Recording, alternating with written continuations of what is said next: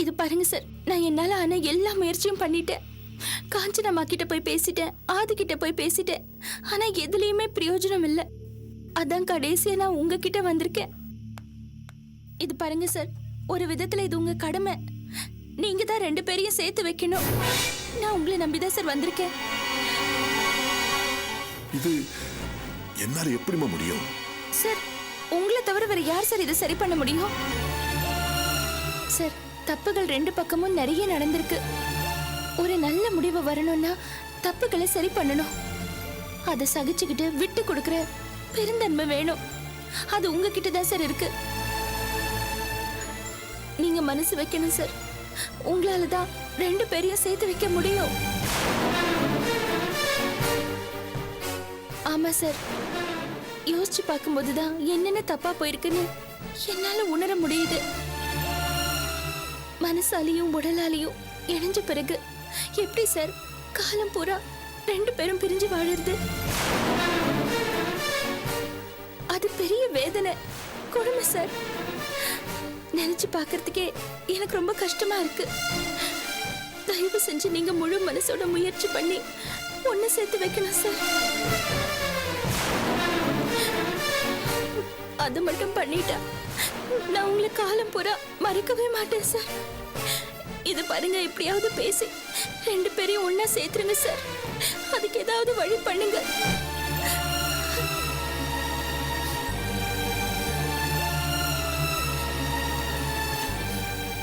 சரி, நான் என்னமா பண்ணணும்? அவங்கிட்ட எவ்வளவு கெஞ்சி பார்த்துட்டேன். அவன் இது முடிஞ்சு போன விஷயம், மேற்கொண்டு என்கிட்ட பேசாத அப்படிங்கிறான். நான் என்னமா பண்ணட்டும்? எதையுமே அப்படி வெட்டு 1 துண்டு 2ன்னு தீர்மானிச்சிட முடியாது சார்.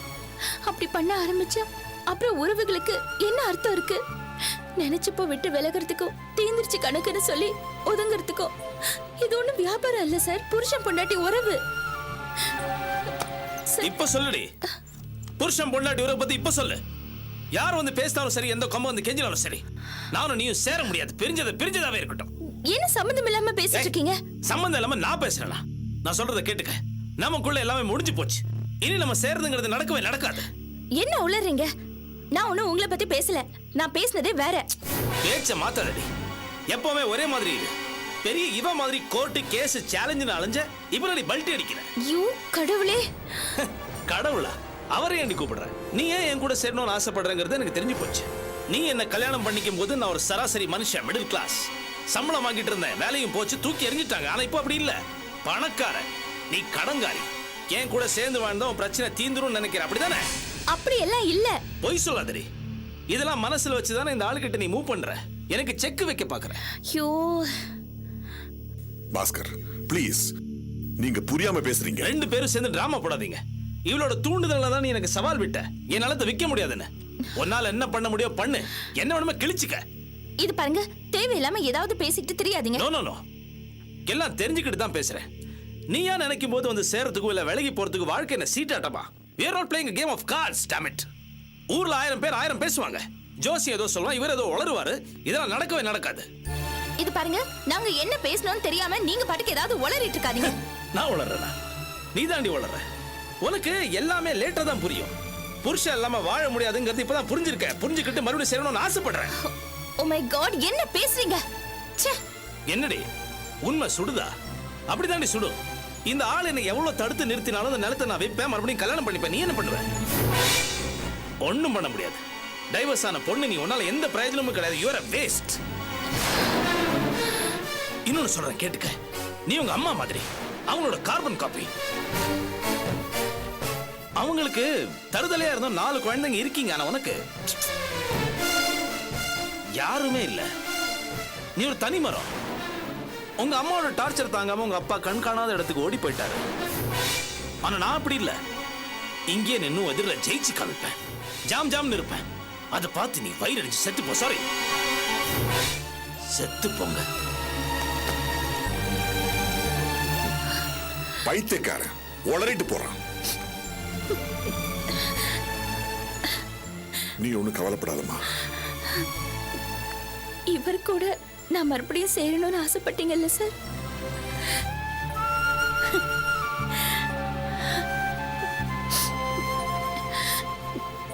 சரி, இப்ப நடந்ததெல்லாம் நீங்க மறந்துருங்க. ஆனா உஷா ஆதி கூட எப்படியாவது சேர்ந்து வாழணும் சார். ப்ளீஸ் சார், நான் உங்களை கெஞ்சி கேட்டுக்கிறேன்.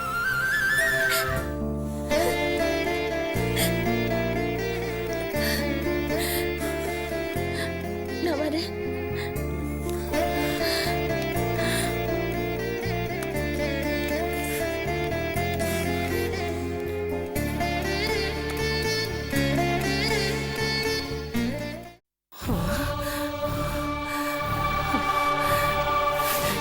என்னடா சொல்ற? நிஜம்தானா? அவ அப்படியே பண்றா? ஆமாம்மா, எல்லாம் அவதான் பண்றா. நானும் யோசிச்சு பார்த்தேன், அந்த ஈஸ்வரன் ஏன் இடத்த விக்காம தடுக்கிறான்னு. எல்லாத்துக்கும் அபிதான் காரணம். அவ பெரிய கைகாரிடா. அங்க சுத்தி இங்க சுத்தி அப்படியே உன்னை வளைச்சு போடலான்னு பாக்குறா. அலமேலு, சும்மா ஏதாவது கற்பனை பண்ணிக்கிட்டு உளறாத. இத பாரியா, உனக்கு இதெல்லாம் சுத்தமா புரியவே புரியாது. நம்ம பாஸ்கரை மறுபடியும் புருஷனாக்கி முந்தானையில முடிஞ்சுக்கலான்னு அவ திட்டம் போட்டுட்டு இருக்கா. அபிக்கு இந்த மாதிரிலாம் தந்திரம் பண்றதுக்கு தெரியாது. நீ சொல்றது காதுல பூ சுத்துற மாதிரி இருக்கு. எதுவும் தெரியாம பேசாதீங்க. நான் என் காதால கேட்டேன். என்ன அவரோட சேர்த்து வச்சிருங்கன்னு ஈஸ்வரன் கிட்ட அவ கெஞ்சிட்டு இருந்தா. என்னது? அவ உன் கூட சேர்றதுக்கு ஈஸ்வரன் கிட்ட போய் பேசினாளா? டே முட்டாள், அபிய பத்தி நீ புரிஞ்சுக்கிட்டது அவ்வளவுதான். பாஸ்கரா, இந்த ஆள் கிட்ட பேசுறதுக்கு பதிலா ஏதாவது குட்டிச்சவர்ல போய் முட்டிக்கலாம்டா. நாம சொல்ற எதையும் இந்த ஆள் நம்பவே மாட்டாரா. நீங்க சொல்றது நம்புற மாதிரியா இருக்கு? யோ, மரமண்டையா உனக்கு? அந்த ஆதியும் அபியும் பாம்பும் கிரியுமா சண்டை போட்டுட்டு இருக்காங்கல்ல, அப்படி இருக்கும்போது ஆதியோட அப்பங்கிட்ட போய் இவ எதுக்கே பேசுறா? கோர்ட்டுக்கு போனா அவ பப்பு வேகல, ரஞ்சினிய மாத்த பார்த்தா அதுவும் நடக்கல. இப்போ ஈஸ்வர மூலமா நம்ம பாஸ்கருக்கு நெருக்கடி கொடுக்க பாக்குறா. பசப்புக்காரி. அவ திட்டமெல்லாம் உனக்கு எங்க புரிய போகுது? புரியாதியா? ஏண்டா பாஸ்கரா, நீ அவளை சும்மா விட்டுட்டு வந்த? சும்மா விடுவேனா? ஆணி அடிக்கிற மாதிரி 4 வாரத்தை கேட்டுட்டு தான் வந்தேன். அதான பார்த்தேன். இனி எந்த ஜென்மத்திலும் நீயும் நானும் ஒண்ணு சேர முடியாது. செத்தாலும் எனக்கு பொண்டாட்டி ஆக முடியாதுன்னு சொல்லிட்டு வந்தேன். அப்படி போடுறா பாருங்க என் பிள்ளைய. அது மட்டும் இல்ல, ஈசிஆர் நிலத்தை வித்து காமிக்கிறேன்னு ஈஸ்வரன் கிட்ட சவால் விட்டு வந்திருக்கேன். பாஸ்கர், சொல்றேன்னு கோவிச்சுக்காத. நீ ஏதோ மிஸ் அண்டர்ஸ்டாண்டிங்ல இருக்க. எதையோ கேட்டு தப்பா புரிஞ்சுக்கிட்டு வந்திருக்க. இத பாருங்க, என் பிள்ளை ஒண்ணும் உங்களை மாதிரி தத்தி கிடையாது. அவன் கேட்டதெல்லாம் கரெக்டா தான் இருக்கும். முதல்ல நீங்க எங்க வெளியில கிளம்புங்க, போங்க. சரி. டேய் பாஸ்கரா, நீ பேசினதெல்லாம் பத்தவே பத்தாது. அவங்கள நான் சும்மா விட போறதில்ல பாரு.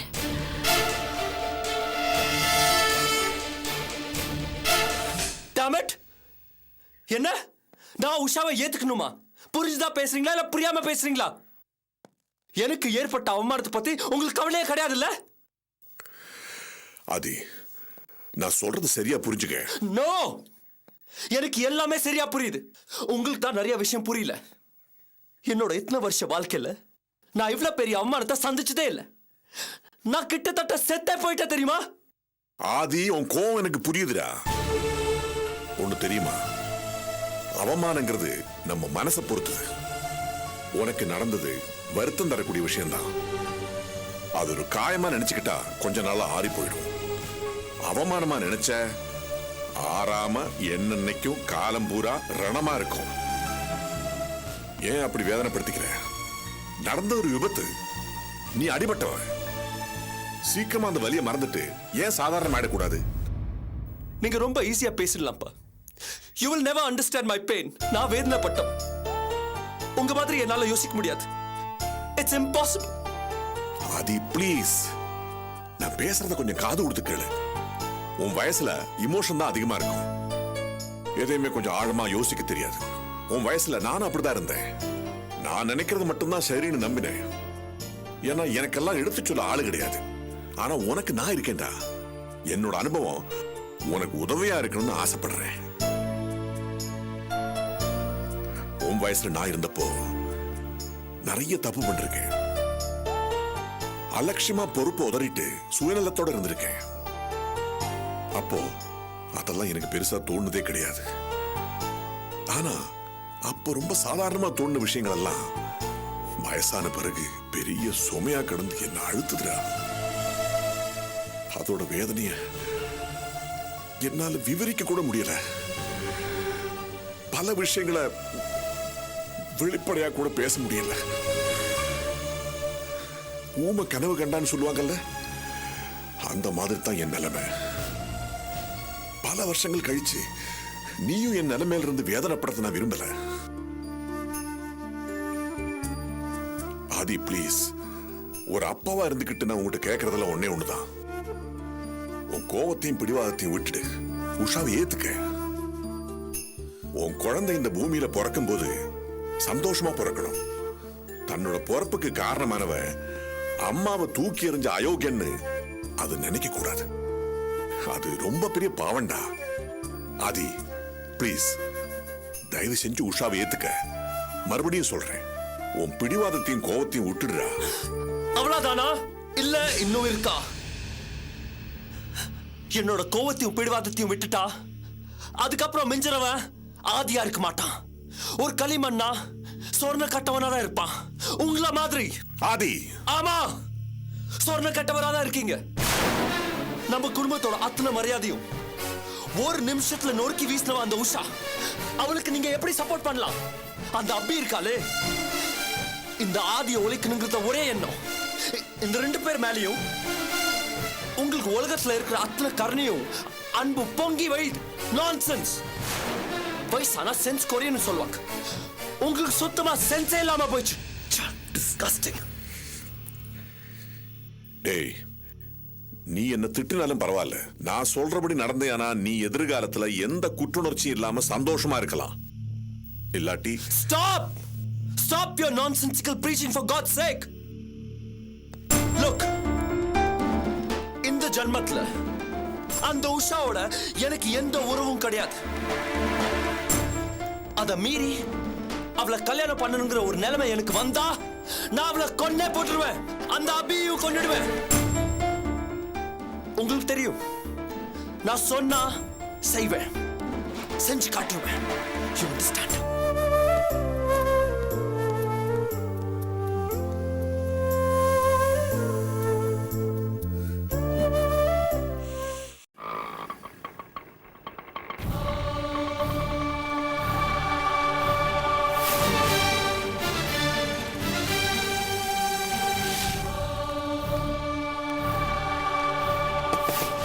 அடியே, எப்படி அவன் வீட்டுக்குள்ள?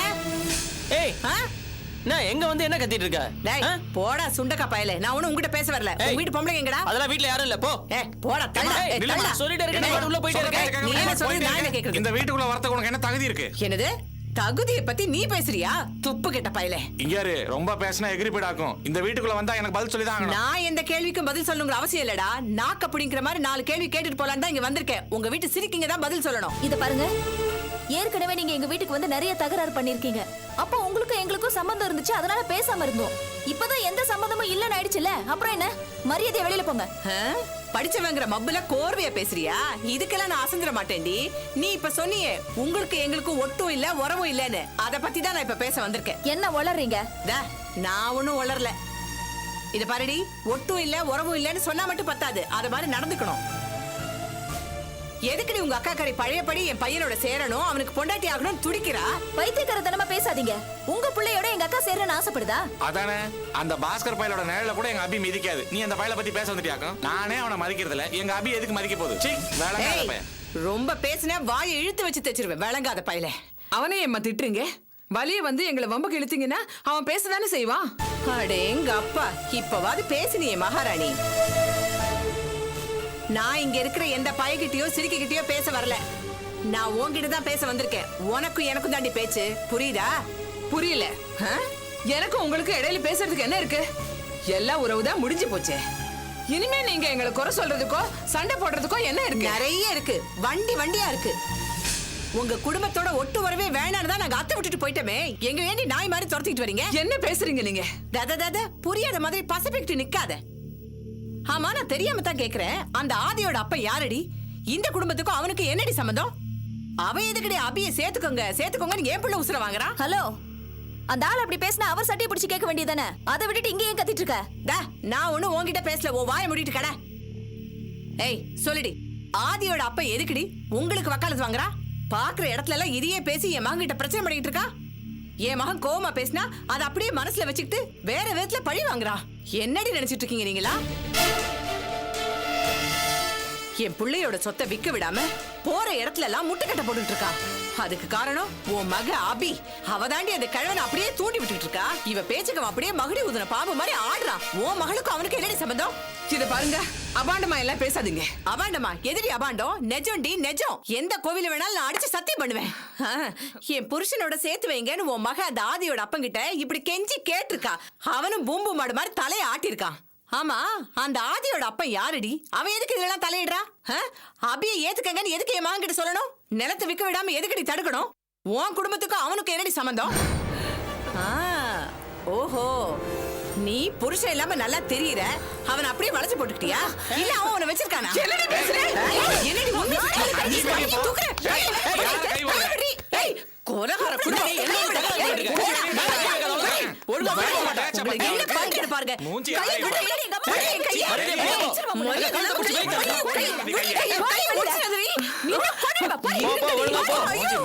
என் பிள்ளைய கூட்டிட்டு வந்து உங்களை என்ன பண்றேன்னு பாருங்க.